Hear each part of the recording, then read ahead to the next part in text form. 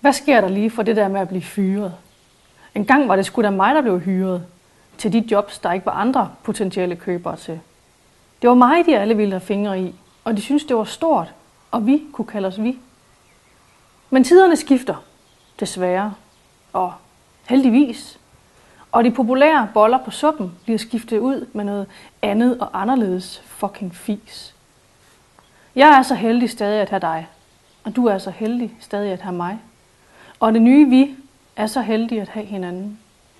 Og alle vil sige, nej, hvor er det synd. Eller, er han ikke også blevet lidt tynd? Men det er ikke lediggang, der er roden til alt ondt. Det er al den bekymring, der synes at skal fare rundt mellem himmel og hav. Og den eneste udsigt, vi har, udsigten til den usikkerhed, som vi nok skal få pillet fra. Så når brikkerne er sorteret, dem med kanter og dem med uden, slår vi os selv på lårene, mens vi griner. Mens vi siger, I ville da ikke have været foruden.